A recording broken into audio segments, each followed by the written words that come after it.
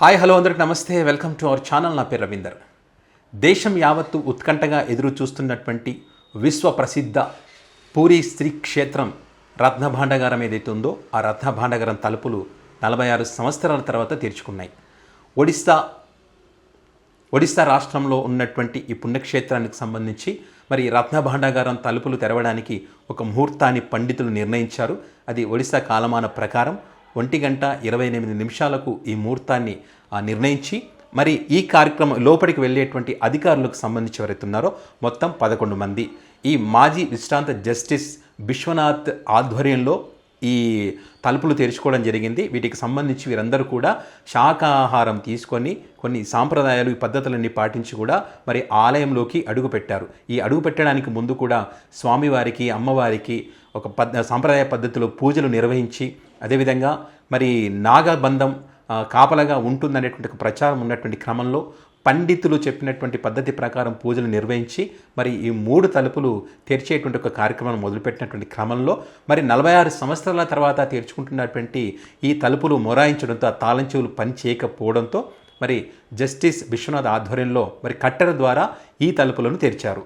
మొదటి 2 గదుల్లో ఉన్నటువంటి వస్తువులు ఏవైతే ఉన్నాయో ఈ వస్తువులన్నీ కూడా స్వామివారి యాత్రలకు సంబంధించి కానీ బ్రహ్మోత్సవాలకు సంబంధించి కానీ వాడేటువంటి అలంకరణ చేసే కూడా ఈ మొదటి 2 గదుల్లో ఉన్నాయి. అయితే ఈ వస్తువులన్నింటినీ కూడా ముందుగా వీళ్ళు ఏర్పాటు చేసినటువంటి కొత్త బాక్సులు ఏవైతే ఉన్నాయో ఆ బాక్సుల్లోకి మార్చి ఆ పక్కనే స్వామివారి గర్భగుడికి పక్కన ఉన్నటువంటి చెంగొడ గోపురానికి తరలించి వాటికి సీసీ కెమెరా ఏర్పాటు చేసి అక్కడ భద్రపరిచి దానికి సీజ్ చేయడం జరిగింది. ఈ 2 గదులకు సంబంధించినటువంటి ఆభరణాలకు సంబంధించి 3వ గది మీదే చాలా ఉత్కంఠగా ఉన్నటువంటి పరిస్థితి. ఈ 3వ గదిలోనే నాగసర్పాలు ఉంటాయి.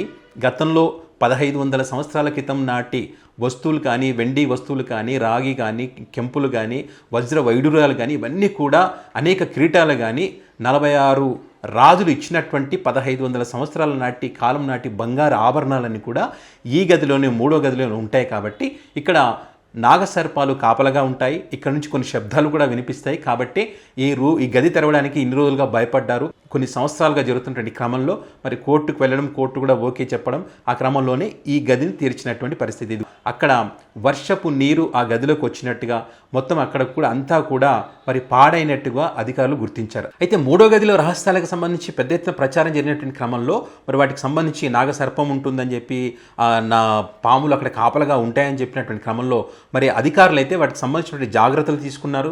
ఆక్సిజన్ కూడా లోపలికి తీసుకెళ్లారు. ఆక్సిజన్ కూడా ఉండాలని చెప్పి వైద్యులు కూడా లోపలికి తీసుకెళ్లారు. అదేవిధంగా వాళ్ళు డోర్లు తెరిచినప్పుడు గబ్బిలాలు మాత్రం బయటకు వచ్చాయని చెప్పి చెప్తా ఉన్నారు. అదేవిధంగా అక్కడికి వెళ్ళినటువంటి ఎస్పీ మిశ్రా ఎవరైతే ఉన్నారో మరి స్పృహ తప్పి పడిపోయాడని చెప్పి కూడా ఒక ప్రచారం జరిగింది. సో ఇవన్నీ కూడా వాళ్ళు లోపలికి వెళ్ళినప్పుడు జరిగినటువంటి విషయాలు. అయితే అప్పటికే చీకటి పడడంతో పూర్తి స్థాయిలో వాటిని పరిశీలించలేకపోయారు. సో మరొకసారి వీటిని పరిశీలించాలనే ఉద్దేశంతో మళ్ళీ ఆ రూమ్కి తాళం వేసి అంటే మొత్తం ఇదంతా కూడా ఒక వీడియో రూపంలో చిత్రీకరిస్తూ ఆ గదికి తాళం వేసి మళ్ళీ ఎప్పుడు కొన్ని రోజుల తర్వాత ఒక డేట్ నిర్ణయించి కమిటీ అంతా కూర్చొని ఒక డేట్ నిర్ణయించిన తర్వాత 3వ గది తెరిచి పూర్తి స్థాయిలో మరమ్మతులు చేపట్టిన తర్వాత ఈ ఉన్నటువంటి సంపద ఏదైతే ఉందో జగన్నాథుడి సంపదకు సంబంధించి పూర్తిగా లెక్కిస్తాము. ఈ లెక్కించడానికి సుమారుగా మనకు 70 రోజుల కాలం పట్టేటువంటి అవకాశం ఉంటుంది. కాబట్టి ఒక డేట్ నిర్ణయించి ఆ రోజున ఈ సంపదను లెక్కిస్తామని చెప్పి ఈ కమిటీ ఎవరైతే ఉన్నారో ఆ కమిటీ చెప్పినటువంటి పరిస్థితి. అయితే ఈ 3వ గదికి సంబంధించి కొన్ని రహస్యాలు ఉన్నాయి. ఆ 3వ గదిలో ఉన్నటువంటి ఆభరణాల లెక్క చాలా కోట్లలో ఉంటుంది ఇప్పుడు లెక్కల ప్రకారం చూసుకుంటే కనుక అనేటువంటి ఒక చర్చ అయితే ప్రస్తుతం నడుస్తూ ఉంది.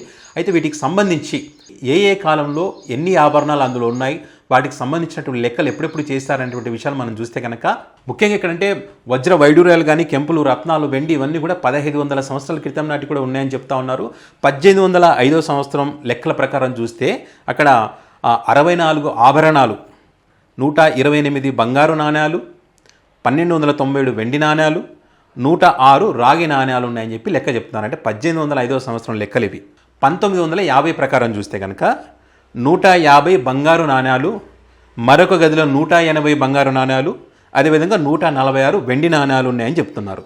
ఇక 1978 సంవత్సరం అప్పుడు లెక్కల ప్రకారం చూస్తే కనుక విలువైనటువంటి రాళ్ళు పొందపరిచినటువంటి 128 కిలోల బంగారం, అంటే దాంట్లో 454 బంగారు ఆభరణాలు, 221 కిలోల వెండి వస్తువులు, 800కు పైగా విలువైనటువంటి వివిధ రకాల ఆభరణాలు. అదేవిధంగా 1926లో కూడా ఒకసారి లెక్కించారని చెప్పి చెప్తా ఉన్నారు. ఆ లెక్క ప్రకారం చూస్తే కనుక 15 కిలోల కిరీటాలు, 837 రకరకాల వస్తువులు అంటే ఆభరణాలు, ఇది కిరీటం అనుకోండి, చేతికి పెట్టే కెంపులు, ఇవన్నీ ఉంటాయి కదా, రకరకాలుగా ఉంటాయి కదా, అలాంటి ఆభరణాలన్నీ కూడా. అదేవిధంగా అనుగభీమ అనేటువంటి ఒక రాజు 2.5 లక్షల మదాల బంగారం, అంటే మదాలంటే ఇక్కడ మనం వాళ్ళ లెక్క ప్రకారం మదాలని లెక్కిస్తారంట, ఇక్కడ మనకి తులం అట్లా లెక్క చేస్తారు కదా, ఆ రకంగా అనమాట. చూస్తే రికార్డు స్థాయిలో అంతటి బంగారాన్ని అప్పట్లోనే ఇచ్చారంట. అంటే 1500 కిలోలు ఉంటుందంట మొత్తం ఆయన లెక్క. దాని ప్రకారం చూస్తే అంటే ఎన్ని కోట్ల విలువైనటువంటిది చూడండి అప్పట్లో. అంటే సుమారుగా ఇట్లా 46 మంది రాజులు 1500 సంవత్సరాల క్రితం నుంచి కూడా ఈ ఆలయానికి కానుకలు ఇస్తున్నారని చెప్పి ఒక చర్చ ఉంది. అంటే ఆ రాజులంతా కూడా వాళ్ళు యుద్ధంలో గెలిచినప్పుడు మరి స్వామివారిని దర్శించుకొని ఆ స్వామివారికి వివిధ రూపాలలో కానుకలు, ఆభరణాలు, బంగారు నాణ్యాలు, వెండి నాణ్యాలను కూడా స్వామికి సమర్పించేవారని చెప్పి చెప్తా ఉన్నారు. వీటన్నింటిని కూడా మరి ఆ 3వ గదిలో భద్రపరిచారు. ఆ భద్రపరిచినటువంటి వాటికి ఈ నాగసర్పాలు కాపలాగా ఉన్నాయనేటువంటి ఒక ప్రచారం నిత్యం ఆ 3వ గది నుంచి శబ్దాలు కూడా వినిపిస్తాయని చెప్పి కూడా ప్రచారం ఉంది. 70 రోజులు పడుతుంది లెక్కించడానికంటే ఎంత విలువైనటువంటి వస్తువులు ఉంటాయో లెక్కించవచ్చు. అప్పట్లోనే అంటే 1978 ఆ ప్రాంతంలోనే 70 రోజులు పట్టిందంటే ఇంకా ఏ రకంగా ఎంత సంపద ఉంటుందో ఆలోచన చేయొచ్చు. అంటే ఇప్పుడు వీళ్ళు చెప్తున్నటువంటి లెక్కల ప్రకారం, వాళ్ళు లెక్కించినటువంటి 70 రోజుల లెక్క ప్రకారం చూస్తే కనుక కొంత సంపద కొంతమంది చేతివాటం చూపించి ఉండవచ్చేమో అనేటువంటి అనుమానాలు కూడా ఉన్నాయి. సో దీన్ని దృష్టిలో పెట్టుకొని ఇప్పుడు చాలా పక్కడబందిగా, చాలా ప్లాన్డ్గా మరి 3వ గది మళ్ళీ తెరిచి ఆడ ఉన్నటువంటి ఆ సంపదను చాలా పకడ్బందీగా ప్లాన్ ప్రకారం లెక్కిస్తారని చెప్పి ఇప్పుడున్నటువంటి కమిటీ అయితే చెప్తా ఉంది. మరి పూరి జగన్నాథుడి ఆలయానికి సంబంధించి ఎంత సంపద ఉంటుంది, మరి ఆ 3వ గది రహస్యాలు ఏంటి, నిజంగానే నాగబంధం కాపలాగా ఉంటుందా, నాగ సర్పాలు లోపల ఉంటాయా అనేటువంటి ఉత్కంఠత ఇంకా కొనసాగుతూనే ఉంది. 3వ గది మళ్ళీ తెరుచుకొని మళ్ళీ వంటి కూడా మరి ఆర్కియాలజిస్ట్ కూడా వాళ్ళు కూడా వెళ్ళి అక్కడ మరమ్మతులు చేస్తాం, పూర్తి స్థాయిలో పరిశీలించిన తర్వాతనే ఈ అంతా కూడా లెక్కింపు ఉంటుందని చెప్తున్నటువంటి క్రమంలో మరి ఆ సంపద లెక్కింపుకు సంబంధించి యావత్ దేశం మొత్తం కూడా ఉత్కంఠగా ఎదురు చూస్తూ ఉంది. మొత్తానికైతే 46 సంవత్సరాల తర్వాత ఈ పూరి జగన్నాథుడి రత్నభాండాగారం తలుపులైతే తెరుచుకున్నాయి. మరి లెక్కింపు ప్రక్రియకు సంబంధించి మళ్ళీ ఎప్పుడు తలుపులు తెరుస్తారనేది మాత్రం చూడాల్సిందే.